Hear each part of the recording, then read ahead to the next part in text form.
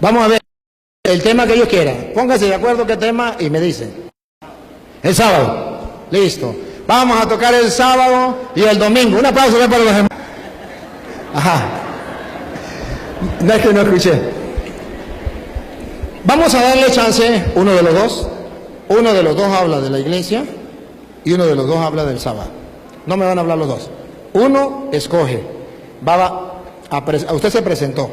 Y usted se presentó. Ahora va a presentar su iglesia.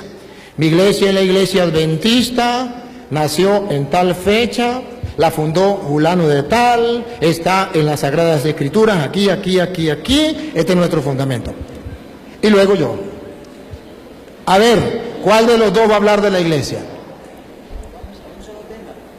No, está bien, pero ojo, vamos a debatir sobre un tema. Pero el de la iglesia no lo vamos a debatir. De la iglesia vamos a presentar la iglesia. La iglesia no la vamos a debatir, vamos a presentarla. Porque usted me dice, ¿cómo le creo yo si usted no es la iglesia de Jesucristo? Yo tengo que saber cuál es la iglesia de Jesucristo. Porque si no es la iglesia de Jesucristo, ¿cómo le voy a estar creyendo lo que usted enseñe? Ahora, si usted me comprueba a mí que usted es la iglesia de Jesucristo, yo le creo. Así de fácil. Pero si no es la iglesia de Jesucristo, no estoy interesado en creerle. Porque yo quiero estar en la iglesia de Jesucristo, porque yo soy cristiano.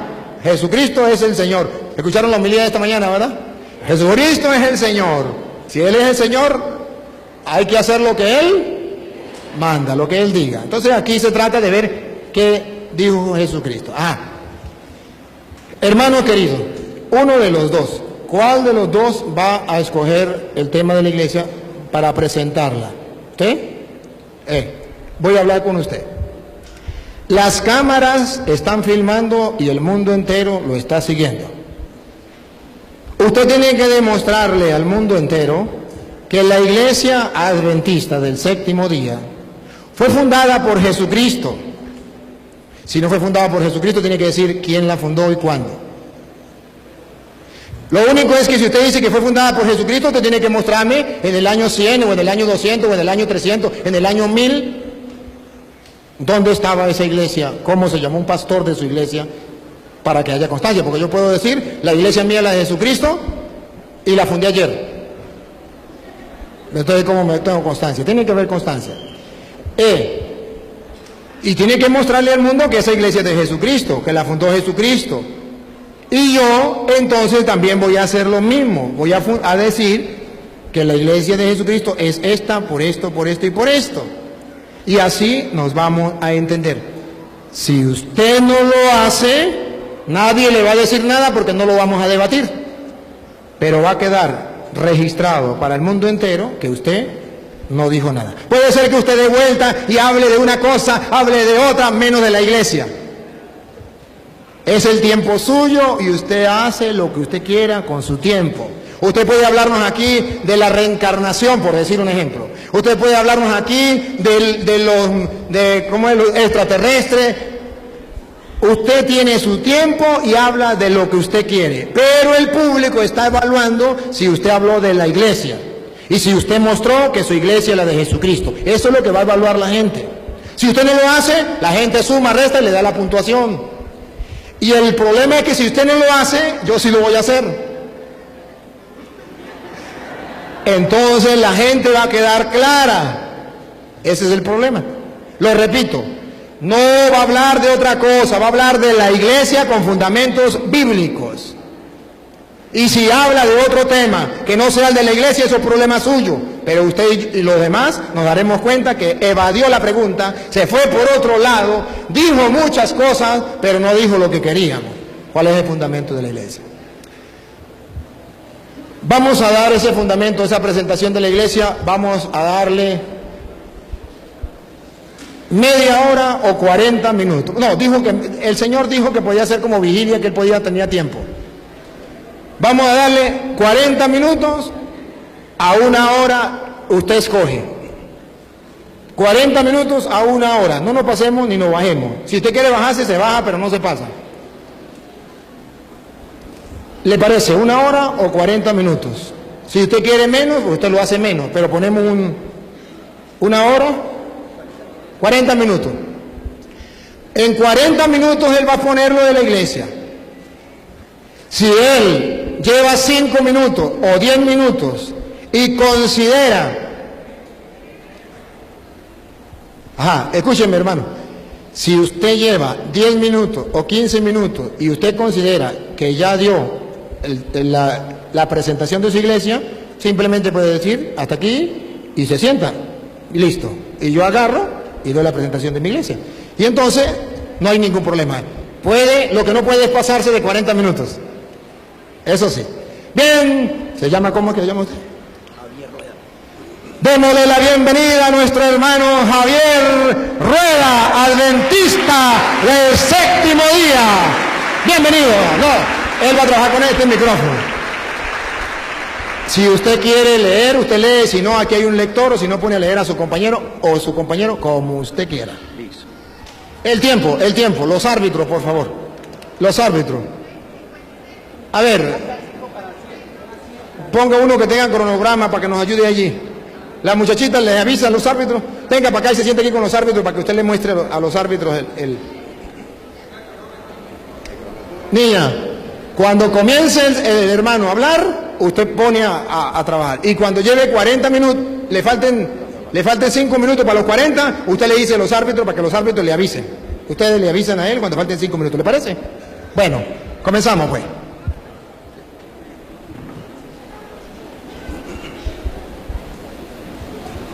Como usted quiere, como usted. Sí, señor. Muchas gracias. Bien apreciados, un gusto, ya lo habíamos dicho. ¿Por qué nos llamamos adventistas del séptimo día? Adventistas viene una palabra de advenimiento. Creemos en la segunda venida de nuestro Señor Jesucristo. Así como nuestro Señor Jesucristo vino por primera vez aquí a la tierra, se encarnó, dejó el cielo, dejó la gloria, la honra, el poder, y vino y murió de una mujer extraordinaria, María. Creemos que así como vino y murió en la cruz del Calvario, entonces vendrá por segunda vez. De ahí viene la palabra adventista, advenimiento. Y del séptimo día, que va a ser el tema que va a tocar el pastor, entonces creemos que a la luz de la palabra, el día de descanso, según los mandamientos, es el séptimo de la semana, el sábado. Ahí eso significa la palabra, nuestro nombre de la iglesia, adventistas del séptimo día. A la luz de la Escritura, apreciados, Mateo capítulo 16, Mateo capítulo 16, cuando nuestro Señor Jesucristo estuvo aquí en la tierra, entonces su misión, antes de tocar el capítulo 16, su misión, Mateo habla que Él vino a hacer 3 grandes cosas, 3 grandes misiones, y Jesús recorría toda Galilea, todos los pueblos, sanando, enseñando y predicando el Evangelio. Jesucristo enfocó su misión, su tarea en esas 3 grandes cosas, en esas 3 grandes misiones: sanar, predicar y enseñar. La iglesia adventista del séptimo día, siguiendo el ejemplo de nuestro Señor Jesucristo, le damos énfasis a esos 3 aspectos. La enseñanza. La iglesia adventista es una de las iglesias a nivel mundial que tiene más escuelas y colegios y aún universidades. Creemos que la enseñanza, creemos que la educación es fundamental hoy en la sociedad. Es muy importante educar a nuestros hijos, educar a los jóvenes y por supuesto educar a los adultos. La enseñanza. La segunda tarea que Jesús enseñó o Jesús practicó cuando estuvo aquí en la tierra fue la de sanar. Más que predicar, uno revisa los evangelios y va a encontrar que más que predicar, que más que hablar del evangelio, Jesús realizó su ministerio en la sanidad. La iglesia adventista del séptimo día le da mucha importancia, le da mucho valor a la parte de la sanidad. Entonces se han fundado hospitales, se han fundado puestos de salud. Trata la iglesia de cumplir esa misión en todo el mundo, sanando a las personas. Creemos que Dios hoy aún obra en la tierra y que está realizando su tarea. Y la tercera grande misión que Jesús realizó, entonces no solo enseñaba, no solo sanaba, sino que predicaba. Y la iglesia adventista cumple esa tarea en todo el mundo. La iglesia adventista del séptimo día hace presencia en más de 209 o 11 países del mundo, de los 230 y algo países que reconoce las Naciones Unidas. La iglesia adventista hace, entonces la iglesia adventista es una iglesia mundial. La iglesia adventista somos católicos porque es una iglesia universal. ¿Está bien? Por eso nos creemos que nosotros somos también católicos. Creemos porque somos una iglesia universal, no solo una iglesia aquí de Cúcuta, no solo una iglesia aquí de Colombia, de Sudamérica, sino es una iglesia mundial. Cuando Jesús mencionó allí en Mateo capítulo 16, vamos a leer a partir del versículo 17, por favor.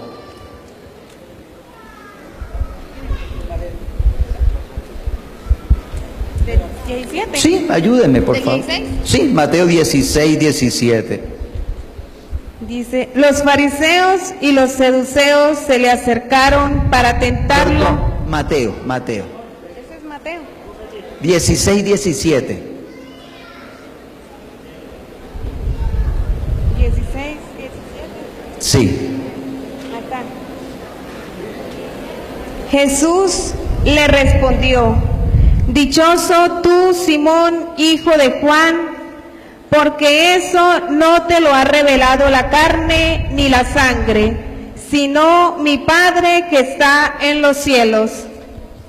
Siga, por favor. 18. Yo te digo que tú eres Pedro, y sobre esta piedra edificaré mi iglesia, y las puertas del infierno no prevalecerán contra ella. 19, tenga la bondad.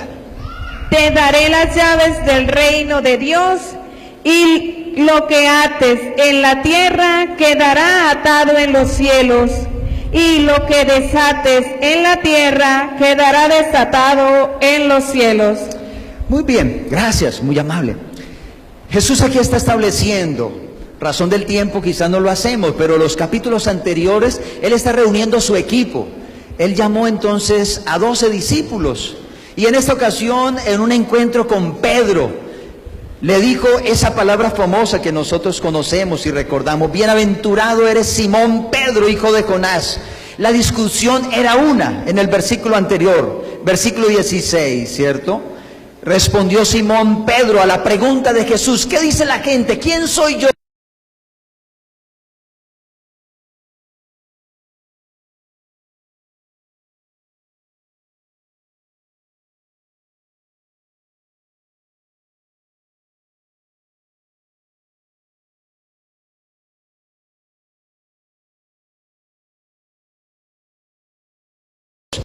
Usted revisará cómo inicia Mateo su evangelio. Genealogía de Jesucristo, hijo de Abraham, hijo, ¿cierto?, de David. Mateo le está predicando. Mateo quiere llegar a los judíos, y si él quiere llegar a los judíos de Jesús, él tiene que empezar diciendo que Jesús era judío, que Jesús venía de la descendencia judía. Por eso su evangelio empieza de esa manera: genealogía de Jesucristo.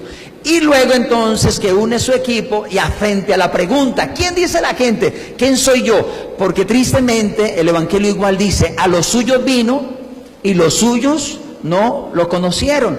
Ahora entonces Pedro viene y le responde: tú eres el Cristo. Saben, Mateo se divide en 3 grandes secciones. Vamos a mirarlo así en forma muy rápida, mis queridos. La primera sección, por favor, Mateo capítulo 4.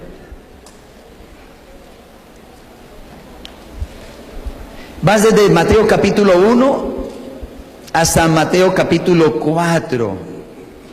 Y vamos a leer entonces versículo 16, por favor. Sí. Sí, del capítulo 4. El 17, para avanzar un poquito, avanzar mejor. Versículo 17. Desde entonces, Jesús empezó a proclamar este mensaje: renuncien a su mal camino. No, perdón, 4:17. ¿Sí? Bueno, la versión de un poquito diferente, ayúdenme. Ahí viene. Porque el reino de los cielos está ahora cerca. Bien, quiero contextualizarlos, por favor. Estamos hablando en el Evangelio de Mateo, ¿cierto? Y es bueno, una regla de la hermenéutica, que es la ciencia de la interpretación de la Biblia, nos dice que podemos nosotros, para interpretar correctamente la Biblia, mirar el contexto, y esto es lo que yo estoy tratando de hacer. El contexto general para llegar entonces al contexto específico, como decir el bosque para llegar al árbol. ¿Está bien? Estamos diciendo, Mateo, se me olvidó decirle que necesitamos un tablero, pero bueno, avancemos. Mateo está dividido en 3 grandes secciones. La primera sección de Mateo del capítulo 1 hasta el capítulo 4. Y esa frase es muy importante. Desde entonces, ¿quién reconoce en la primera parte de Mateo que Jesucristo es el Hijo de Dios? Capítulo 3, por favor. Vamos a retroceder un poquito. Versículo 17 para avanzar rápido. Al mismo tiempo, se oyó una voz del cielo que decía: Este es mi Hijo, el amado. Gracias. ¿Quién está reconociendo, apreciados amigos, hermanos, que Jesucristo es el Hijo de Dios en ese lugar? ¿Quién está reconociendo? El Padre. Jesús se bautizó. Jesús fue sumergido en el río Jordán. Y cuando salió del agua, debía estar debajo del agua, se oyó una voz del cielo que dijo: Este es mi Hijo. En Él me complazco, con Él me hago feliz. En la primera parte del Evangelio está reconociendo el Padre que Jesucristo es su Hijo. ¿Vamos bien? En la segunda parte, entonces, desde el capítulo 4, versículo 17, hasta el capítulo 16, por favor, versículo 21. ¿4:21? Sí, señor, 16, 21.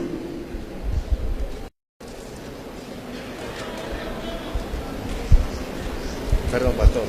4 del 16 al 21. No, estoy diciendo, la segunda parte del Evangelio es desde el capítulo 4, versículo 17, hasta el 16, 21. Entonces vamos a leer solo la primera parte, 21, 16, 21, por favor.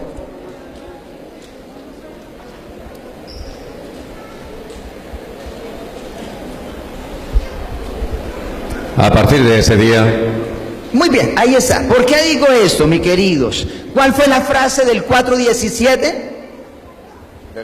Desde entonces, a partir de aquel tiempo. ¿Cuál es la frase del 16:21? Desde entonces, desde aquel tiempo, es decir, la misma frase. No por casualidad Mateo está dividiendo. En esta segunda parte, ¿quién reconoce que Jesús es el Hijo de Dios? Ahora retrocedamos un poquito a la página 16:16, por favor. Pedro contestó: Tú eres el Mesías, el Hijo del Dios vivo. Muy bien, ¿quién reconoce ahí que Jesucristo es el Hijo de Dios? Pedro. ¿Quién era Pedro? ¿De qué nación era Pedro? Judía, Pedro era judío. Y la tercera y la última parte, mi querido, va del 16, 21 en adelante hasta el 28, si mal no recuerdo, de Mateo. Pero ¿quién reconoce en la segunda parte, mi queridos, que Jesús es el Hijo de Dios? 27, 54, por favor.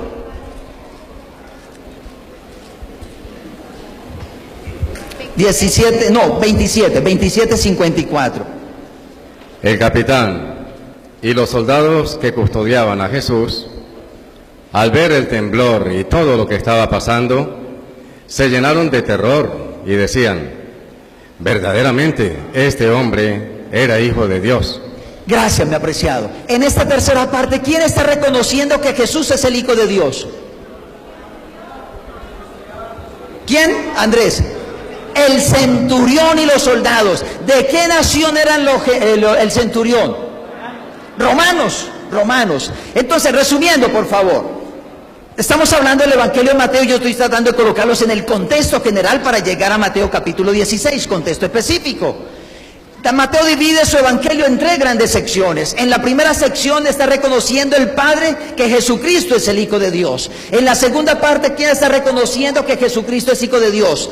Pedro, de nación judía. En la tercera parte del Evangelio, ¿quién está reconociendo que Jesucristo es el Hijo de Dios? Un centurión, un romano. En otras palabras, entre líneas, ¿qué está diciendo Mateo? Que Jesucristo es para los judíos, que Jesucristo es para los gentiles, que Jesucristo es el Hijo de Dios para todo el universo, que Jesucristo es el Salvador. Y ahora Mateo 16, que Él está fundando la iglesia. ¿Por qué creemos nosotros que la iglesia adventista es la iglesia fundada por nuestro Señor Jesucristo? Número 2, del contexto general. Volvamos a Mateo, por favor, capítulo 16. Ahora le dice, ¿cierto? Tú eres Pedro, y sobre esta roca edificaré, ¿qué? Mi iglesia. Una regla hermenéutica, ya les hablé de una antes. ¿Cuál es la regla que le hablé antes de la hermenéutica? El contexto. La segunda regla hermenéutica, mis queridos, que nosotros debemos tener en cuenta al interpretar la Biblia, son las palabras en el original. Cuando Jesús le está diciendo, tú eres Pedro, y sobre esta roca edificaré mi iglesia, habría que ir al original y eso nos va a ayudar. La palabra en el original, en griego, para Pedro es Petra, ¿cierto? Una roca pequeña, rodante. En cambio, para cuando Jesús dice, y sobre esta roca, no Petra, sino ahora roca, piedra fuerte, grande, que se mantiene. Ahora nosotros creemos, mi querido, que Jesús no está fundando la iglesia sobre un discípulo que fue falible, que fue, mi queridos, que se equivocó, un discípulo, mi queridos, que fue escogido por Dios, un discípulo que fue, pero como cualquier ser humano se equivocó. Y ahora entonces, mi queridos, está dando ese fundamento nuestro Señor Jesucristo. En el Antiguo Testamento, mi queridos, ¿por qué creemos que la iglesia adventista? Quizá los 40 minutos son muy cortos, pero sería bueno que usted investigara la palabra remanente. Dios pidió por allá en Éxodo, capítulo 25, al pueblo que le hiciera un santuario. Dios pidió que hicieran un lugar, algo así como esto quizás, para que Él morara. Él quería estar con su pueblo. Señor,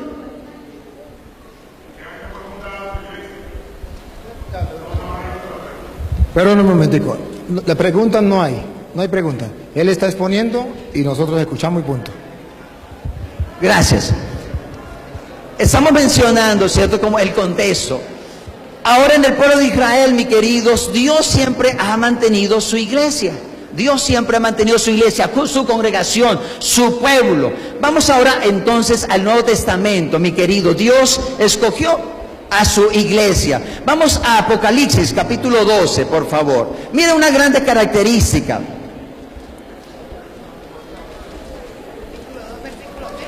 Apocalipsis capítulo 12. Sí, aquí vamos a encontrar en el contexto, mis queridos, una guerra cósmica entre el bien y el mal. Apocalipsis capítulo 12. Vamos a versículo 1, por favor. Apareció en el cielo una señal grandiosa, una mujer vestida del sol, con la luna bajo sus pies y una corona de 12 estrellas sobre su cabeza. Gracias. Ahí tenemos un momento. En el contexto apocalíptico, en el lenguaje simbólico de Apocalipsis, ¿quién representa una mujer? Una iglesia. Efesios capítulo 5, no lo vamos a leer, yo quiero aprovechar el tiempo, pero Efesios capítulo 5, Jesús está comparando, por inspiración le está dando a Pablo, y Pablo fue el que escribió Efesios, le está diciendo, así como el hombre ame a su mujer, también Cristo amó a su iglesia. Entonces ahora en Apocalipsis capítulo 12, Juan, que fue el autor de el Apocalipsis, está diciendo, yo vi en visión que apareció una mujer vestida de sol. Creemos, mis queridos, en la Biblia, ¿quién es símbolo el sol?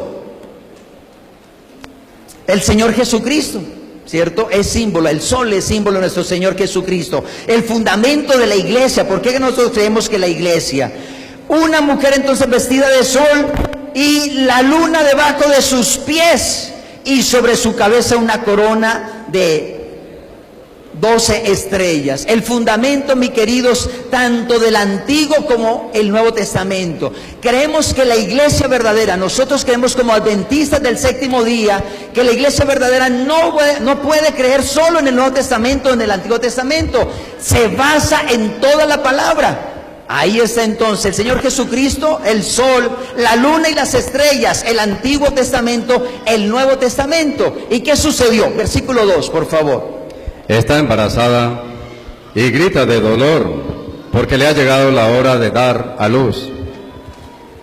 3. Apareció también otra señal, un enorme dragón rojo con 7 cabezas y 10 cuernos, y en las cabezas 7 coronas. Con su cola barre la tercera parte de las estrellas del cielo, precipitándolas sobre la tierra. Gracias, muy amable. Mis queridos, resumamos, por favor, van conmigo. Entonces, ¿qué vio Juan en Apocalipsis? Una mujer vestida del sol con la luna, ¿cierto? Y las estrellas. Estamos haciendo el fundamento. Y ahora, ¿quién apareció además de esa mujer vestida de sol? Un dragón. Un dragón. Dice allí. ¿Quién es ese dragón? La Biblia es tan hermosa, mis queridos, que ella misma se interpreta sola. No necesitamos, y esto es otro principio de hermenéutica. Hemos hablado de 3 principios de hermenéutica. El principio de hermenéutica me dice que yo debo interpretar la Biblia, no con mi razonamiento, no con lo que yo tenga un concepto preconcebido, sino debo basar mi explicación con la palabra, y es lo que hemos estado tratando de hacer. ¿Quién es ese dragón? Versículo 9, por favor. El dragón grande, la antigua serpiente, conocida como el demonio o Satanás, fue expulsado. El seductor del mundo entero fue arrojado a la tierra y sus ángeles con él. Oí entonces una fuerte voz en el cielo que decía: por fin ha llegado la salvación, el poder y el reinado de nuestro Dios y la soberanía de su ungido. Está bien, gracias. ¿Quién es entonces el dragón? El que se apareció frente a esa mujer. Satanás. ¿Quién ha estado interesado en destruir la iglesia? ¿Quién ha estado interesado, mis queridos, en acabar la iglesia? No es otro que Satanás. ¿Sobre qué está fundada la iglesia? Si Satanás tiene tanto odio con esa iglesia, si Satanás quiere destruir esa iglesia, ¿qué característica tiene la iglesia? Estoy diciendo, nosotros creemos que la iglesia fue fundada en nuestro Señor Jesucristo. Mateo capítulo 16, ya lo mencionamos. Una piedra roca fuerte, no Pedro, es una roca rodante. Ahora está Satanás interesado en destruir a esa iglesia. ¿Qué característica tiene esa iglesia? ¿Por qué Satanás quiere destruirla? Versículo 17, por favor. Entonces, el dragón se enfureció contra la mujer y se fue a hacer la guerra al resto de sus hijos, es decir, a los que observan los mandamientos de Dios y guardan las declaraciones de Jesús, y se quedó a orillas del mar. Muy bien, gracias. ¿Qué dice la Biblia? La Biblia es muy clara. El dragón tiene entonces rabia, tiene ira con una iglesia. ¿Cuál iglesia? La que guarda los mandamientos de Dios y tiene la fe del Señor Jesucristo. Sería interesante, mis queridos, bueno, uno de esos mandamientos lo vamos a hablar ahora, pero la iglesia que el Señor Jesucristo fundó, la iglesia que el Señor, cierto, estableció cuando estuvo aquí en la tierra, ahora Juan en Apocalipsis está diciendo es una iglesia que procura por la gracia de Dios guardar los mandamientos, observar los mandamientos, establecer esos mandamientos, no para salvarnos, eso debe ser claro, mi querido. Como adventistas del séptimo día, creemos que no nos salvamos por guardar los mandamientos. Encontramos en la Biblia que la salvación es única y exclusivamente por fe. Pero cuando usted y yo amamos al Señor Jesucristo, el que estableció la iglesia, Él nos va a capacitar para obedecer sus mandamientos. No para salvarnos, eso quede claro, apreciados amigos, sino porque ya somos ¿qué? Sino porque ya somos salvos. Estableció la iglesia. Tristemente, ¿qué sucedió con esa iglesia? Dios estableció la iglesia con el pueblo de Israel, ¿cierto? Ya estoy diciendo, un remanente. No hay tiempo para mirar ese contexto del remanente, pero usted observaría, mis queridos, el pueblo de Israel. Repasen conmigo, por favor, un poco la historia del pueblo de Israel para conocer un poco de la iglesia. El pueblo de Israel nació a partir quizás de Abraham. Dios llamó a Abraham y entonces de ahí empezó la raza, ahí nació el pueblo de Abraham, el pueblo de la fe. Luego, tristemente, mis queridos, el plan que Dios tenía con ese pueblo se resquebrajó. Ellos no fueron fieles, Dios no pudo llevarlos a Canaán. Y entonces por desobediencia fueron ¿a dónde? A Egipto. Antes de Egipto llegó José. Recordemos un momento, lo vendió a sus hermanos, llegó a Egipto. Y de allí Egipto permaneció 400 años. Y Dios llamó a un instrumento, Moisés, para que sacara a su pueblo. Y ahora pasó por el Mar Rojo, pasó por el desierto 40 años. Estoy recordando, para luego hacer el paralelo con la iglesia que Dios estableció. No pierdan la idea. Repaso un poquito. Empezó con José. Luego, número 2, va con Egipto, allá 400 años. Número 3, pasa el río Jordán. Número 4, mis queridos, entonces está en el desierto. Y ahí en el desierto Dios hace un pacto con ese pueblo, con esa iglesia. Vamos a volver otra vez a Mateo, mis queridos. Mateo capítulo 1. Bien, gracias. Tenemos que contabilizar el tiempo para poder avanzar y tocar el punto que deseamos, que queremos. Insisto un poquito, esto es muy importante, mi querido. Vamos a hacer el paralelo. Dios estableció allá en el Antiguo Testamento su pueblo, su iglesia. ¿Van conmigo? ¿Cómo nació su iglesia en el Antiguo Testamento? Con un pueblo, con Abraham, ¿cierto? Dios allá desde el Edén estableció a Adán y a Eva, pero estoy hablando del pueblo como organización.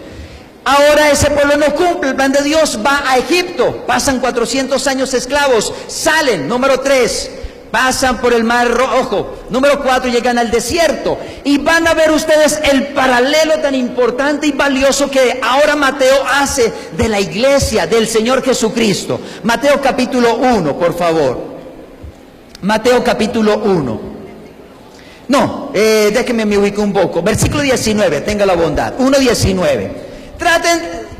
Traten en su mente, por favor, de hacer ese paralelo. ¿Está bien? De hacer el paralelo.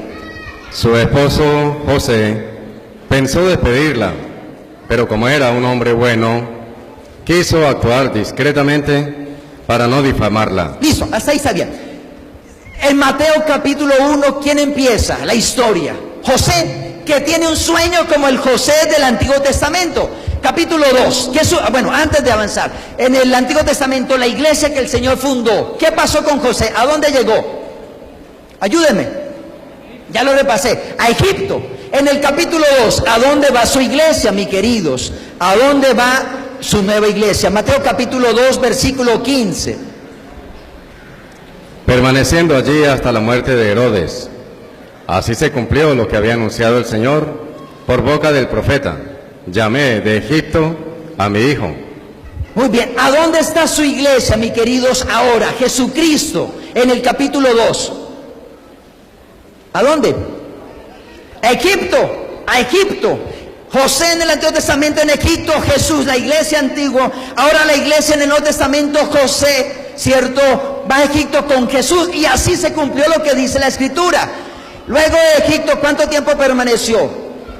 400 años. ¿A dónde salió? Cuando sale de Egipto, ¿con qué se enfrenta? Lo primero que quizás se enfrenta el pueblo de Israel, la iglesia de Dios en el Antiguo Testamento. Con el Mar Rojo, capítulo 3, por favor, capítulo 3, el versículo 16.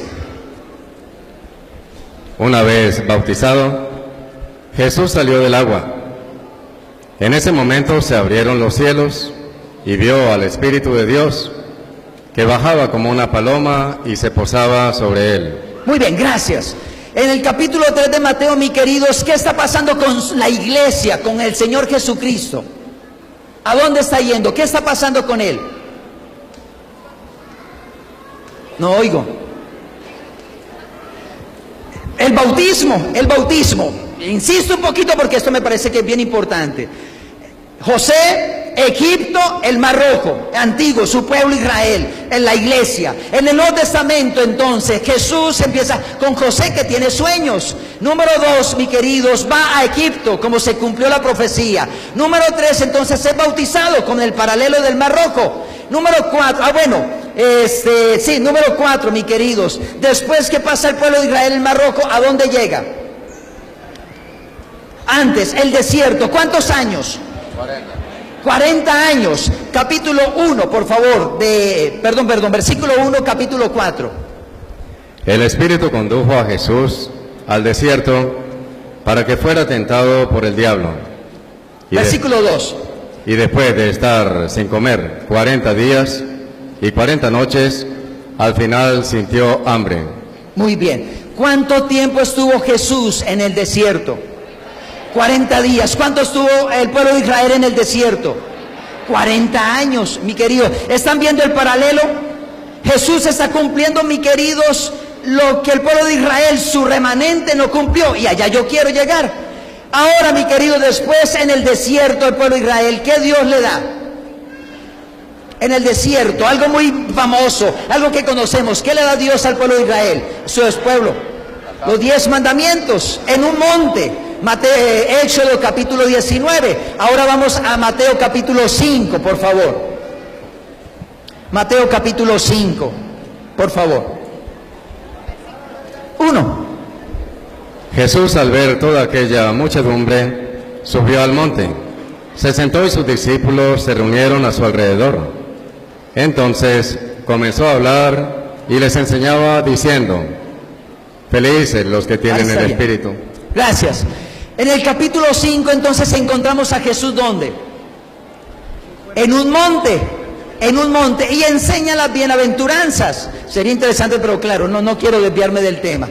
¿Qué estoy diciendo, mis queridos amigos? En el Antiguo Testamento Dios estableció un pueblo y ya vivimos la trayectoria. Ahora en el Nuevo Testamento, ¿quién está cumpliendo eso que tristemente el pueblo de Israel no cumplió? El Señor Jesucristo. Toda la historia que el pueblo de Israel pasó en el Antiguo Testamento, ahora Jesús la está viviendo en el Nuevo Testamento. Por eso llegamos ahora a Mateo capítulo 16. Él es la iglesia, mis queridos. Él fundó la iglesia. Él es el que tiene el fundamento y nosotros creemos. Y una de las características de la iglesia remanente, una de las características de la iglesia, mis queridos, que fue fundada por Dios, ya dijimos, es observar los 10 mandamientos. Por eso el enemigo está tan, enfocado, interesado en destruir la iglesia que guarda los mandamientos de ¿quién? Los mandamientos de Dios. Ese es el ministerio. Creemos como adventistas, mi querido, insisto un poco, no nos salvamos por guardar el sábado, no nos salvamos por guardar la ley. Creemos que el único que nos salva, como así era en el Antiguo Testamento, la salvación era única y exclusivamente ¿por qué? Por fe. Igual en el Nuevo Testamento era única y exclusivamente por fe. Ahora, mis queridos, ese texto, ya no hay judío, ya no hay griego. No sé si me ayudan, por favor. Se está terminando el tiempo, nos quedan 9 minutos. 9 minutos. Tengo que correr un poquito. Ese texto, ayúdenme. Dice, no hay judío, no hay griego. Gálatas 3:28. Gracias. Mis queridos, ahora ya el pueblo de Israel no se constituye el pueblo de Dios. Tristemente ellos no cumplieron la expectativa de Dios. Ahora Dios está diciendo, ya no hay judío, ya no hay griego, ya no hay libre, ya no hay esclavo. Ahora el pueblo de Dios. Es interesante, pero no nos da el tiempo. Usted revisa los ejemplos de Mateo, de cómo aceptan a Jesucristo la iglesia, y van a encontrar que no los judíos, en la primera capítulo los 4 son mujeres paganas, mujeres pecadoras. Luego los magos tampoco eran judíos, eran gentiles, venían del oriente, y ellos están abriendo su corazón a Jesús. Entonces, mi querido, Jesucristo, creemos nosotros como iglesia adventista, fundó la iglesia. ¿Cómo nosotros creemos que somos? Porque seguimos el ejemplo de nuestro Señor Jesucristo. Ejemplo os he dado para que como yo he hecho, vosotros también ¿qué? vosotros también hagáis. Procuramos, por la gracia de Dios, como lo dije al principio, cumplir esas tres tareas: sanar, enseñar y predicar el Evangelio donde quiera estemos. Como adventistas no creemos, que eso quede en su mente, por favor. Como adventistas no creemos que somos los únicos que nos vamos a salvar. Creemos en la palabra que dice: yo tengo ovejas en otro redil, las cuales me conviene llamar. Creemos como adventistas que Dios tiene fieles en todas las iglesias, mi querido. Como adventistas creemos que Dios tiene personas fieles que aman a Dios en forma sincera, en verdad, en espíritu, en la iglesia católica, en la iglesia pentecostal, en cualquier iglesia. Creemos como adventistas que tiene Dios fieles. Pero creemos también como adventistas, al final de la historia de este planeta Tierra, así como Satanás está interesado en destruir esa iglesia que guarda los mandamientos, Apocalipsis capítulo 18 dice que el pueblo fiel, el pueblo que ama a Dios, debe salir, pero eso lo hace Dios en un momento. Eso lo hace Dios, mi querido, a través de la obra del Espíritu Santo en el corazón de cada uno. Y cada uno entonces debe aceptar o rechazar esa invitación, como Noé, cuando predicó durante 120 años. Nunca antes había llovido. La tierra se regaba era con un vapor. Y ahora predicando Noé, ¿cómo así que va a haber un diluvio? ¿Cómo que va a llover? No conocían ellos que era llover, y hasta que se cumplió, y entonces vino el diluvio. Igual hoy, mi querido amigo, apreciado hermano, por la gracia de Dios y por el fundamento de la palabra, usted y yo debemos creer en la palabra. Debemos saber que Jesucristo repitió la historia del pueblo de Israel, pero que ya no hay un Israel, que ahora Dios está diciendo la invitación: judío, gentil, colombiano, americano, chino, cualquiera que sea. Y está esa linda oportunidad que usted y yo podamos pertenecer. Así como Dios salvó un remanente, como Dios en el Antiguo Testamento, en el arca, salvó a un pequeño grupo, igualmente, mis queridos, en el Nuevo Testamento Dios va a salvar un pequeño grupo, un remanente, las ovejas, ¿cierto?, que oyen la voz de Dios. Y hoy tenemos esa linda oportunidad de usted y yo aceptar a nuestro Señor Jesucristo como nuestro Salvador, y que Él es el fundamento de la iglesia. Pastor, le quedan 5 minuticos. Quedan 5 minuticos, gracias, muy amable, apreciado. Entonces resumamos lo que estoy diciendo, aprovechemos esos minuticos para tratar de sintetizar las ideas que mencioné. Número 1, mis queridos, creemos nosotros que Dios siempre ha tenido un pueblo. En el Antiguo Testamento el pueblo de Israel, y lo escogió. No cumplió el deber, no cumplió el propósito que Dios tenía. Número 2, ahora ¿quién cumplió? ¿Quién sí obedeció al pie de la letra? ¿Quién nos dio ejemplo? El Señor Jesucristo. Ya lo vimos en Mateo, toda la historia del pueblo de Israel resumida en la vida del Señor Jesucristo. Mateo capítulo 16 está diciendo: yo fundé esta iglesia, es la que guarda los mandamientos de Dios. A esa iglesia en la que Satanás le tiene ira, y como adventistas del séptimo día queremos, por la gracia de Dios, obedecer, cumplir esos mandamientos en la enseñanza, en la predicación y en la educación de la iglesia y del evangelio. ¿Está bien? Creo que de esa manera muy puntual, mis queridos, porque nosotros creemos que es la iglesia de Dios, no la única, pero sí, mi querido, la iglesia que el Señor estableció y por la cual vendrá a llevarnos para estar con Él un día en la patria celestial. Muchas gracias, Dios nos guarde y nos bendiga.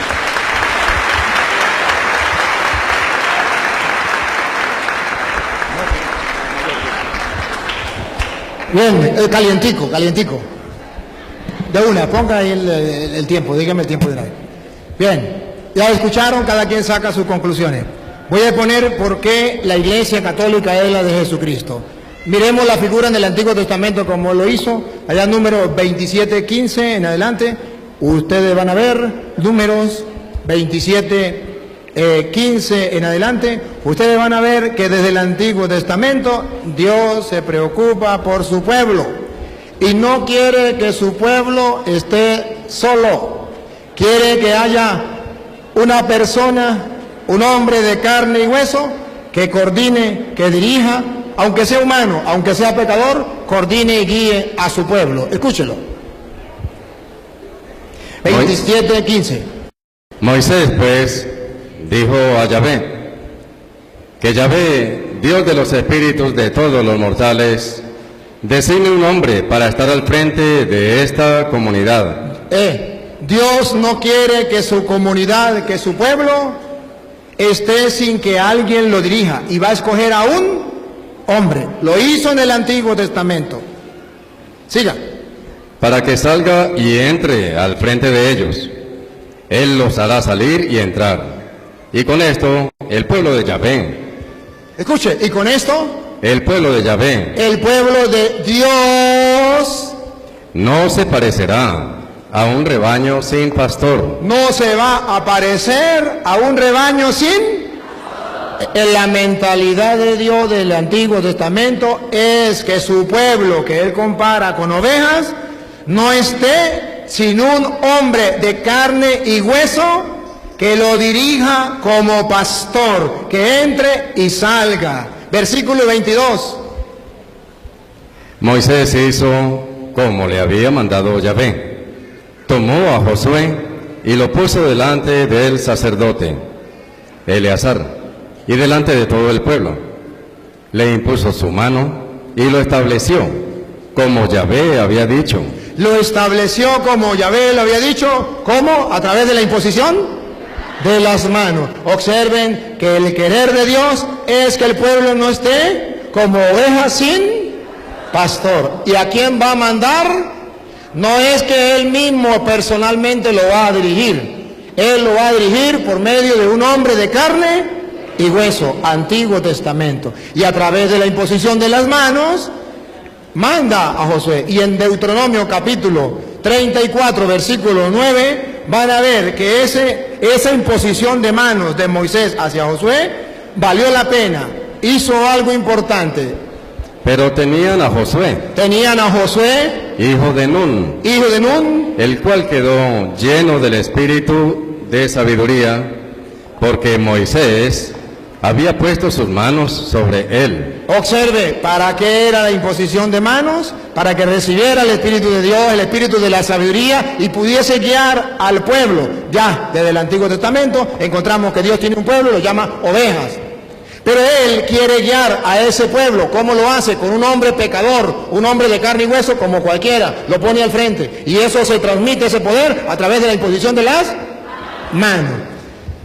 Vamos a ver Nuevo Testamento, San Juan capítulo 10, versículo del 10 en adelante. Si algún hermano lo encuentra, le pasa el micrófono a ellos para que me ayuden a leer, para que ellos también participen. San Juan capítulo 10, versículo del 10 en adelante. Dale, Luis, si no lo encuentran ellos, dale usted, el que lo encuentre primero. El ladrón solo viene a robar. El 11, versículo 11. Yo soy el buen pastor. Aquí está. A ver, repítalo, Luis. Yo soy el buen pastor. ¿Quién es el buen pastor? Jesucristo. ¿Quién es la piedra angular? Jesucristo. Si Jesucristo es el buen pastor, ¿pueden existir otros pastores? No podrían existir ningún otro pastor, porque Él es el buen pastor.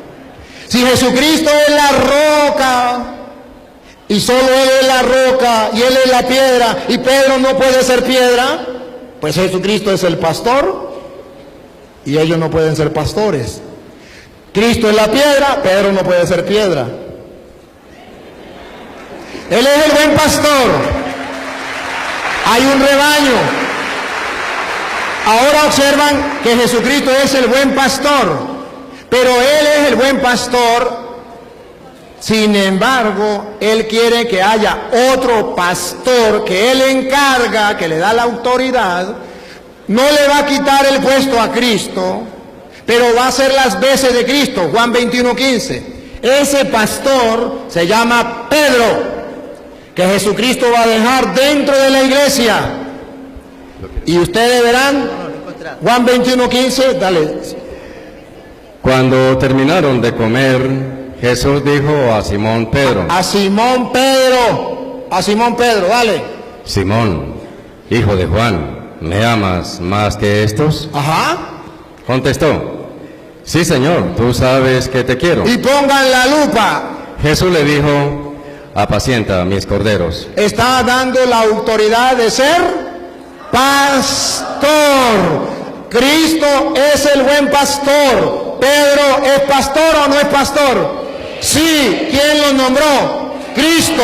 ¿Le está quitando el puesto a Cristo? No. En el rebaño de Cristo, en la iglesia de Jesucristo, hay un pastor de carne y hueso. No le quita el puesto a Cristo. Él le da ese poder, esa autoridad, lo reemplaza. Cuando Mateo 16, 18, que funda la iglesia, ¿quién es la piedra angular? Cristo. Y si Cristo le dice a Pedro, tú eres Pedro, lo está nombrando piedra. Tú eres Pedro, y sobre esta piedra, el hermano, con el respeto que merece, dijo que Jesucristo enseñó así, hizo el gesto, vean el video, sobre esta piedra, y eso no lo dice la Biblia, eso no lo dice la Biblia, y él dijo que la ley de la hermenéutica era que tenía que ser fundamentado en la Biblia, y esto no lo dice la Biblia. Jesucristo lo dejó como piedra a Pedro. ¿Cómo sabemos que sí Pedro es piedra? Porque cuando Jesucristo llamó a Pedro en Juan 1:42, Pedro no se llamaba Pedro, se llamaba Simón. Y Jesús, como lo nombró pastor, también lo nombró piedra. Y no le quita el puesto ni aquí, ni aquí. Juan 1:42. Y se lo presentó a Jesús. Jesús miró fijamente a Simón. Simón no se llamaba Pedro. Simón se llamaba Simón. Dale. Y le dijo, tú eres Simón, hijo de Juan, pero te llamarás Kefas. ¿Qué quiere decir piedra? ¿Qué quiere decir piedra? Entonces Jesús nombra a Pedro piedra. No le quita el puesto a Cristo. Cristo es la piedra angular. Pero Pedro es la piedra humana, visible, de carne y hueso, que va la gente a observar. Cristo es el buen pastor, pero Pedro es el pastor de carne y hueso, humano, pecador, que la gente va a ver, que va a guiar, que va a dirigir la iglesia de Jesucristo. Entonces, hay un jefe, hay un pastor dentro de la iglesia, hay un hombre a quien Cristo le dio la autoridad. Y si ustedes observan en Mateo 16, 18, cuando Jesús le dice a Pedro, tú eres Pedro, ¿y cómo sabemos que Jesús no le dijo, tú eres Pedro, y mire bien, sobre esta piedra voy a fundar la iglesia? Porque cuando le dice, tú eres Pedro, lo tiene listo, ¿verdad? Jesucristo va a dar 4 maneras de decirle a Pedro que tiene autoridad. Una, dale. Y ahora yo te digo, tú eres Pedro, o sea, piedra, y sobre esta piedra edificaré mi iglesia. Vamos a ver si le está dando autoridad a Pedro sobre la iglesia o no. Miremos el contexto, lo que sigue. Vamos a ver si Jesús señaló para acá o señaló para allá. Vamos a ver. Los poderes de la muerte jamás la podrán vencer. La lupa, pongan la lupa para ver para dónde va la mano, si para allá o para acá. Yo te daré. ¿Para dónde está señalando? Te daré. No dice me daré. Te daré. Te daré las llaves del reino de los cielos. Eso es otra manera de decirle que es piedra de la iglesia, porque le está entregando las llaves, le está dando autoridad, lo está nombrando pastor. No dijo, yo me daré las llaves a mí, porque aquí el único que manda soy yo, y yo no tengo representante, yo no tengo pastor dentro de la iglesia, nadie tiene autoridad en mi iglesia sino solo yo. No, le digo, a ti. Se refiere a Pedro. Te doy las llaves. Otra manera de darle autoridad. Van 2. Otra. Lo que ates en la tierra. Lo que ates. No dijo lo que yo ate. Lo que tú ates. Hablando con el tú, no con el yo. Lo que tú ates, autoridad. Atar es autoridad. Le está dando, le trae. La autoridad que yo tengo, Pedro, te la doy a ti. No dice, me la quedo yo, te la doy a ti. Lo que ates quedará atado. Otra. Lo que ates en la tierra quedará atado en el cielo, y lo que desates en la tierra quedará desatado en el cielo. Si analizamos el contexto, podemos descubrir, se le respeta la opinión. Pero podemos descubrir que según la Biblia, sí, Jesucristo le dio autoridad a Pedro y lo puso con una autoridad grande, que lo que ate quedará atado, lo que desate quedará desatado, y tiene la llave del reino de los cielos. A eso nosotros lo llamamos pastor de la iglesia, jefe de la iglesia, porque le dijo: apacienta mis. Y el pueblo de Dios no puede andar como ovejas sin. Por eso en Hechos de los Apóstoles, capítulo 20, versículo 28, ya están los cristianos activos, y van a encontrar una iglesia, no 2, ni 3, ni 4, una, la que Cristo fundó.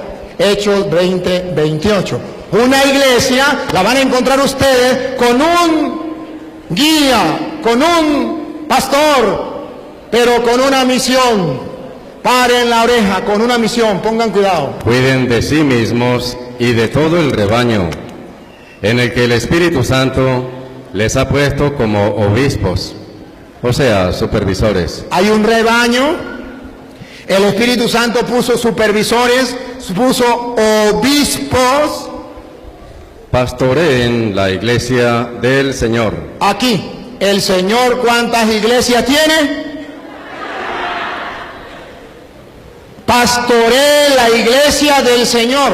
Entonces hay una iglesia, hay un pastor que es Pedro, y hay otros pastores que le ayudan a Pedro. Van a pastorear la iglesia del Señor.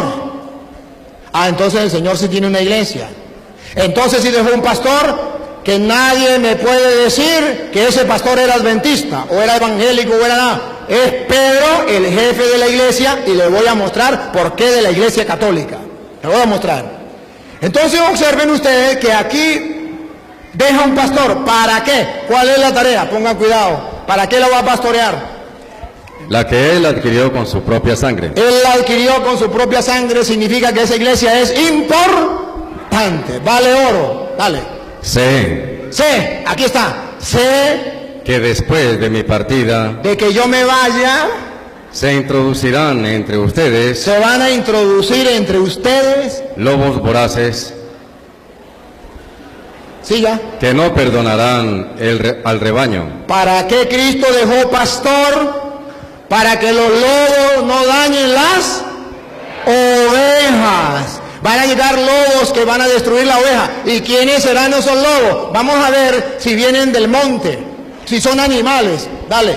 De entre ustedes mismos surgirán hombres que enseñarán doctrinas falsas. Los lobos son hombres.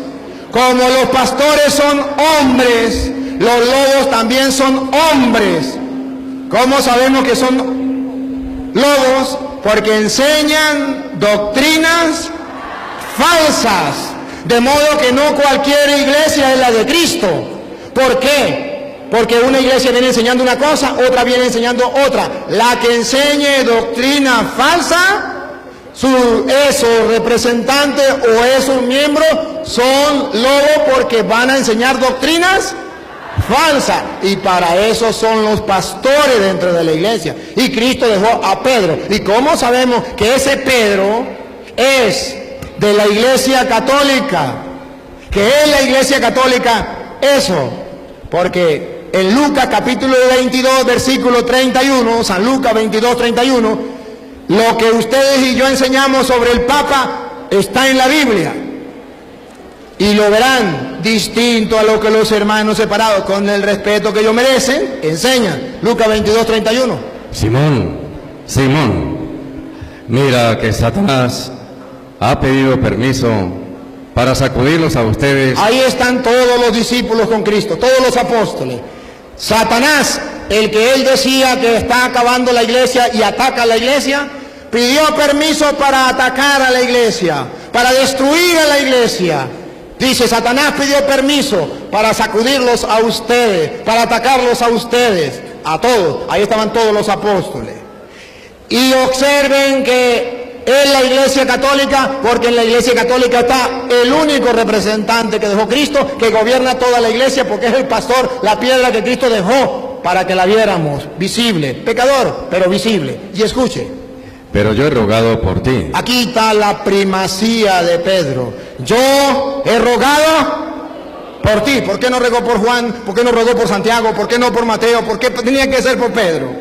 Padre, perdón. Porque era el Papa, el pastor, el jefe, llámelo como usted quiera. Pero ahí le está nombrando y le dice, yo he rogado por ti. ¿Es un pecador? Sí, es un pecador. Pero Jesús rogó por él. Y pregunto, ¿será que esa oración de Jesús tiene valor o no tiene valor? Yo no puedo decir que esa oración no sirvió para nada. Porque si Jesús rogó por Pedro, esa oración vale y los católicos lo creemos. Y eso llamamos infalibilidad. ¿Qué significa infalibilidad? Que Jesucristo oró por él y nosotros creemos que esa oración es válida y no puede fallar porque es Dios. Yo he rogado por ti. Repito, Padre. Satanás ha pedido permiso para sacudirlos a ustedes como el trigo que se limpia. Pero yo he rogado por ti, para que tu fe no se venga abajo. Aquí está el error de los hermanos, que ellos dicen, es que es un pecador. Observen que Jesús no dijo, yo he rogado por ti para que no peque, para que no sea pecador. No, Jesús no dijo eso. Jesús no dijo que Pedro era impecable. Jesús dijo que Pedro era infalible. Yo he rogado por ti para que no peques. No, Pedro sí peca. Yo he rogado por ti para que tu fe no te falle. Eso se llama infalibilidad. Solo la Iglesia Católica lo tiene. El Papa. Tan infalible es el Papa que fue el que hizo la Biblia. Y estos hermanos son adventistas. ¿Y cómo saben ellos que la Biblia es palabra de Dios? Porque el Papa San Dámaso I en el año 382 hizo la Biblia y le dijo al mundo, incluyendo a ellos después cuando ellos nacen, que la Biblia es palabra de Dios y ellos lo creen porque el que lo dijo fue el Papa. Recuerde que existía el Antiguo Testamento, el Nuevo Testamento no. La Iglesia Católica, el Papa San Dámaso I le metió 27 libros a la Biblia, que se llama Nuevo Testamento. Y le dijo al mundo que eso era palabra de Dios. ¿Por qué lo creemos? Porque el Papa es infalible. Hay muchos libros más. Pero ¿por qué no lo creemos que es palabra de Dios? Porque el Papa no dijo. Y el Papa es infalible. Entonces observen que Jesús le dijo, tú eres, otra vez, yo he rogado por ti. Pero yo he rogado por ti, para que tu fe no se venga abajo. Ajá, siga. Y tú, cuando hayas vuelto, tendrás que fortalecer a tus hermanos. Esa es la tarea del pastor. Fortalecer la fe de los hermanos. En la iglesia de Jesucristo hay un apóstol encargado de fortalecer la fe de los demás, que nosotros llamamos Papa. Lo tenemos en la iglesia católica. Es infalible porque Jesús oró por él. No es impecable, es infalible. Para la muestra un botón. Cuando Jesús funda la iglesia, en Mateo capítulo 16-18, en el versículo 21, ustedes verán que no más funda la iglesia en la persona de Pedro, y el Pedro mete patas. Peca de una vez, escúchelo. A partir de ese día, Jesucristo comenzó a manifestar a sus discípulos que Él debía ir a Jerusalén y que las autoridades judías, los sumos sacerdotes y los maestros de la ley lo iban a hacer sufrir mucho, que incluso debía ser ejecutado y que resucitaría al tercer día. Pedro lo llevó aparte. Pedro acaba de fundar la iglesia, le dio la llave, le dio lo que ate quedará atado, lo que desate quedará desatado. Y de una vez Pedro lo llevó aparte. Y se puso a reprenderlo. Se le subieron los humos arriba. Se puso a reprender al Señor. Dios no lo permita, Señor. Nunca te sucederán tales cosas. Siga. Pero Jesús se volvió y le dijo. Retírate, ponte detrás de mí, Satanás. ¿Quieres hacerme tropezar? El muérgano Pedro lo acaba de nombrar Papa y peca. Porque en la Biblia no dice que Pedro es impecable. Dice que es infalible. No podemos confundir una cosa con la otra. Pedro sí, pero ahora, cuando Pedro peca, vamos a ver si Jesús le dijo, pues ahora me entrega las llaves. Se la doy a los adventistas o a los evangélicos o a los mormones o a los testigos de Jehová. Vamos a ver si le digo, pues ahora lo que ate no quedará atado, lo que desate no quedará, lo elimino. No, Jesucristo no lo eliminó. Hasta el punto que ya va más adelante, Pedro llega a cumplir la misión que Jesús le dio de fortalecer a los hermanos, de ser el pastor dentro de la iglesia. Cuando viene el Espíritu Santo sobre la iglesia, Hechos de los Apóstoles capítulo 2, versículo 13, ustedes van a ver que los apóstoles comienzan a actuar por la acción del Espíritu, a ver quién es el jefe, a ver quién es el que manda, a ver quién es el pastor, a ver quién es el que lleva la rienda de la iglesia. La iglesia está reunida, viene el Espíritu Santo, Hechos 2:13, viene el Espíritu Santo, unos se burlan de ellos, pero pongan cuidado lo que pasó. Pero algunos se reían y decían, están borrachos. Entonces Pedro, con los 11 a su lado, con los 11 a su lado, ¿ve que lo respetaban? Con los 11 a su lado, se puso de pie, alzó la voz y se dirigió a ellos. Se lanzó el primer discurso. ¿Por qué no lo hizo Santiago? ¿Por qué no lo hizo Juan? ¿Por qué tenía que ser Pedro? Porque, el Señor le había dado la misión a Pedro.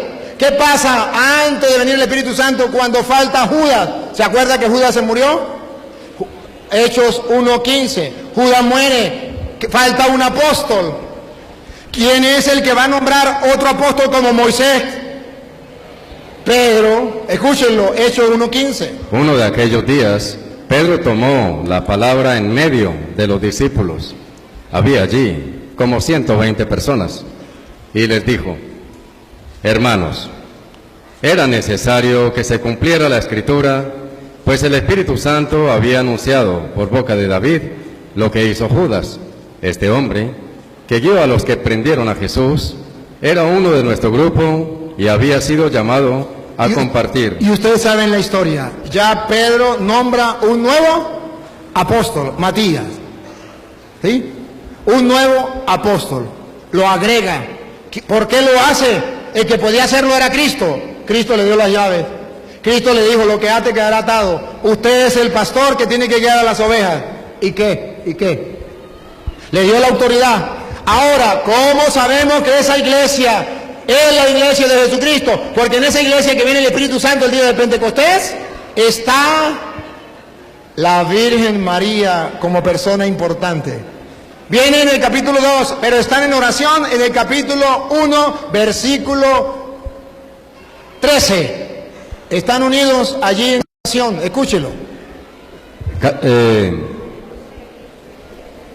Entraron en la ciudad y subieron a la habitación superior de la casa donde se alojaban. A ver quiénes estaban en la iglesia. ¿Quién estaba de primero? Allí estaban Pedro. Pedro en primer lugar, el Papa, el jefe. Juan. Ahí dan los nombres, pero ahora el versículo 14, pongan la lupa. ¿Quién estaba con la iglesia? Pedro en primer lugar, después, pero ¿quién estaba como ficha importante? Y vamos a tomar la foto. Todos ellos perseveraban juntos en la oración. Todos ellos perseveraban juntos en oración. En compañía de algunas mujeres. En compañía de algunas mujeres que no vamos a tomar molestia de nombrarlas. El apóstol no toma molestia de nombrarlas, no las nombra la Biblia. Algunas mujeres, todas las mujeres la agarran y la meten en un solo saco. Pero hay una mujer que sí hay que nombrarla y hay que sacarla de este grupo porque es una mujer importante dentro de la iglesia. A ver. Y de María, la madre de Jesús. Esa es la iglesia de Cristo.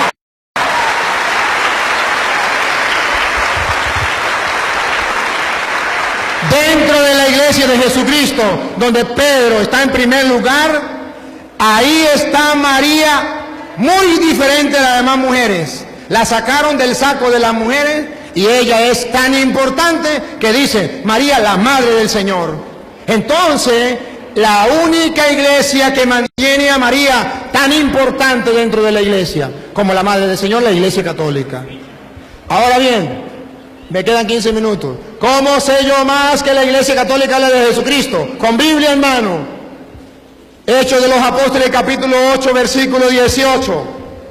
Esa autoridad que Cristo le dio a los apóstoles se transmite de sucesión apostólica a través de la imposición de las manos. Observen, en la iglesia de Jesucristo nadie se nombra pastor por su propia cuenta. Tienen que nombrarlo a alguien, tienen que imponerle las manos a alguien, y ese que impone las manos no puede ser Pánfilo ni Petronilo. Vamos a ver quién es el que tiene que imponer las manos para que reciba la sucesión apostólica. Al ver Simón que mediante la imposición de las manos de los apóstoles. Recuerda que Moisés le impuso las manos a Josué y recibió el espíritu de sabiduría para guiar al pueblo, para que no anduviese como oveja sin pastor. En el Nuevo Testamento igual, viene y se impone las manos, repítalo.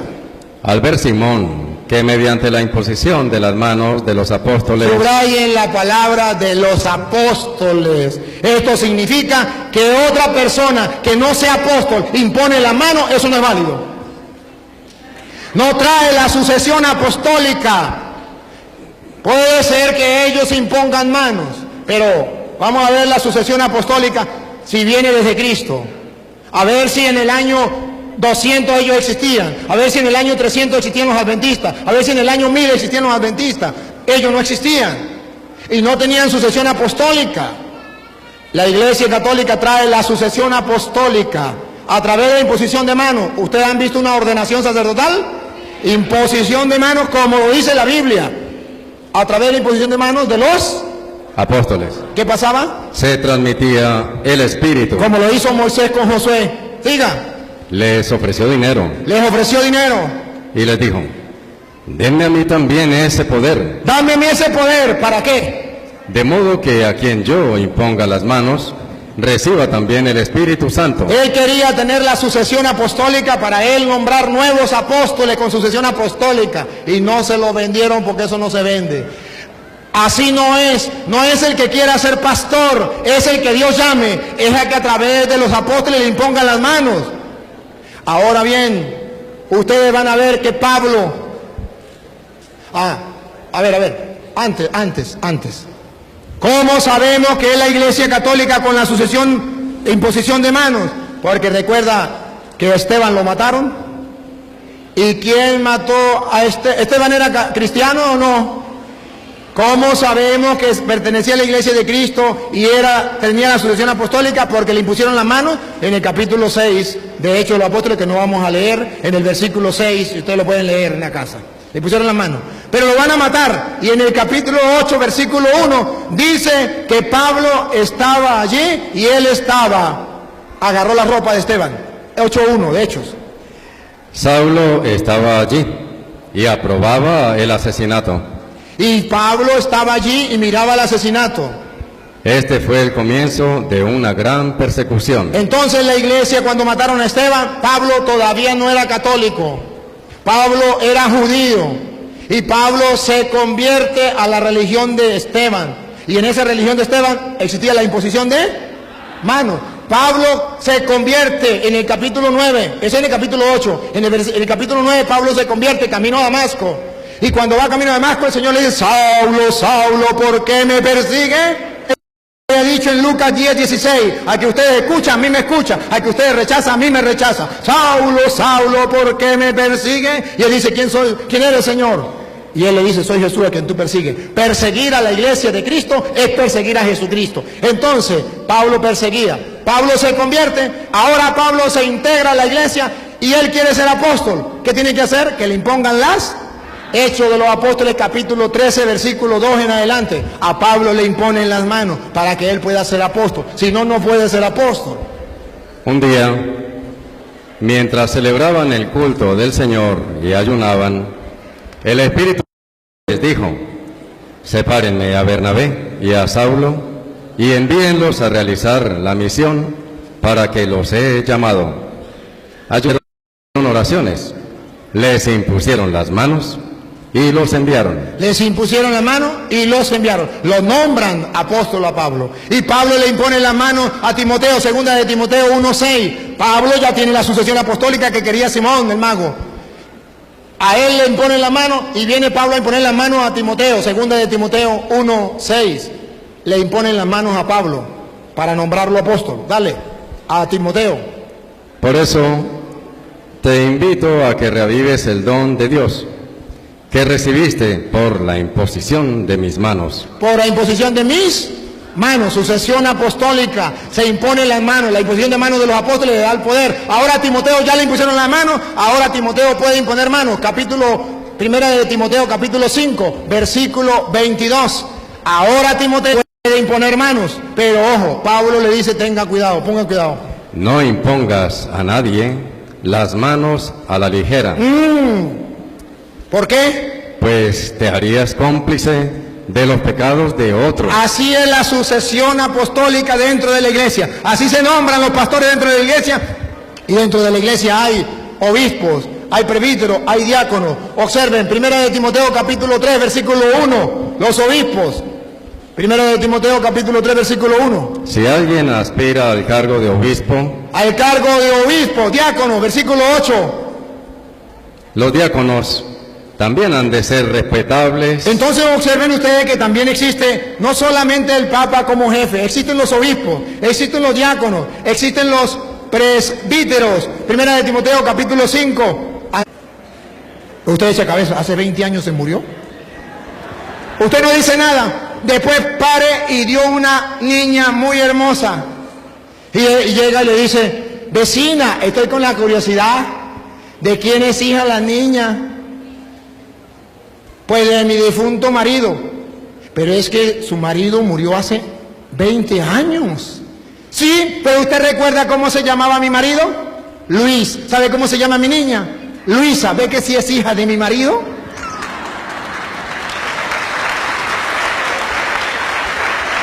Usted puede ser que le crea.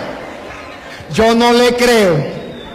Si Jesucristo fundó la iglesia hace 2000 años, ¿por qué la iglesia adventista no tiene 2000 años? ¿Por qué no tiene templos? Pruebas. Que tenga 2000 años, que tenga 1000 años, que tenga 1500 años, que tenga 1900 años. ¿Por qué no tiene los restos de los apóstoles, las tumbas de los apóstoles? Si la tumba de los apóstoles lo tienen los cristianos. ¿Por qué no? ¿Por qué ellos no hicieron la Biblia? ¿Por qué tuvo que hacerla la iglesia católica? Entonces Jesucristo funda una iglesia. ¡Ojo! Y todo aquel que está en contra de la iglesia de Jesucristo, está en contra de Jesucristo. Dijo Pablo en 1 de Corintios capítulo 15 versículo 8. Él perseguía a la iglesia de Jesucristo sin darse cuenta. Y eso es un pecado. Porque el estar en contra de la iglesia de Jesucristo es un pecado. Escuche, 1 de Corintios capítulo 15 versículo 8.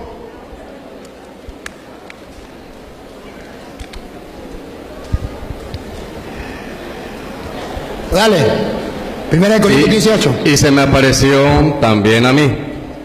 Iba a decir al aborto, el último de todos, porque yo soy el último de los apóstoles y ni siquiera merezco ser llamado apóstol, pues perseguí a la iglesia de Dios. Él persiguió a la iglesia de Dios. El hermano decía, la iglesia de nosotros es la iglesia de Cristo, porque es la que guarda los mandamientos. Vamos a ver cuando Jesucristo manda a los apóstoles, a ver si le dice que tiene que guardar los antiguos mandamientos. Mateo capítulo 28, versículo 19. A ver si es verdad que Jesucristo le dijo, ustedes lo van a reconocer porque ustedes van a guardar los 10 mandamientos. Vamos a ver qué dice Jesucristo. Vayan pues y hagan que todos los pueblos sean mis discípulos. Siga. Bautícenlos en el nombre del Padre y del Hijo y del Espíritu Santo. Pongan la lupa para que vean cuál es la iglesia de Jesucristo. Y enséñenles. Enséñenle, vamos a ver si dicen los 10 mandamientos de la antigua alianza. Enséñenle. Y enséñenles a cumplir todo lo que yo les he encomendado a ustedes. Eso sí lo dice la Biblia. En ningún lado dice Jesucristo y tienen que cumplir los 10 mandamientos. Eso no lo dice Jesucristo. Mandó a cumplir lo que Él había mandado. Y si ustedes quieren ver algo mejor, Romanos capítulo 13, versículo 8, para que ustedes vean que Jesucristo, según los apóstoles, Romanos capítulo 13, versículo 8, esos mandamientos de la antigua alianza, ya ustedes van a ver que en el Nuevo Testamento, ¿qué pasa? Dale. No tengan deuda alguna con nadie. Otra vez, Luis. No tengan deuda alguna con nadie. No tengan deuda alguna con nadie. Fuera del amor mutuo Fuera del amor mutuo que se deben. que se debe. Pues el que ama a su prójimo Pues el que ama a su prójimo ya ha cumplido la ley. ha cumplido la ley. Escuche, Pues los mandamientos: no cometas adulterio, no cometerás adulterio del Antiguo Testamento, no mates, no mates, no robes, no robes, no tengas envidia, no tengas envidia, todo eso del Antiguo Testamento y todos los demás y de todos los demás. se resumen en estas palabras. Jesucristo lo resumió en esta palabra: Amarás a tu prójimo como a ti mismo. amarás a tu prójimo como a ti mismo, y lo da como mandamiento. Juan 13:34. Ya no digan, dijo Jesús, lo que yo les he enseñado, ya le doy un nuevo mandamiento. Todo lo del Antiguo Testamento lo voy a resumir en el amor al prójimo. Y escúchenlo: Les doy un mandamiento nuevo. le doy un mandamiento nuevo. Los otros quedaron atrás, el mío es nuevo. Ustedes van a hacer lo que yo les mande. Un mandamiento nuevo: Que se amen los unos a los otros. que se amen los unos a los otros. Ustedes deben amarse unos a otros como yo los he amado. Siga. En esto ¿Ya? reconocerán todos que son mis discípulos. En esto reconocerán todos que son, en que cumpla mi mandamiento: ámense los unos a los otros como yo les he amado. Les he presentado la Iglesia Católica.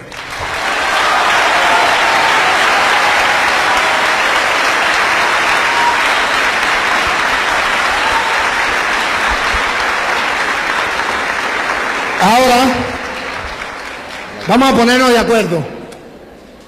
¿Quieren un receso? Porque viene el tema del sábado y el domingo. ¿Quieren un receso o le damos? Bueno, entonces vamos a hacer una cosa. A ver si alguien nos canta una canción mientras yo voy al baño.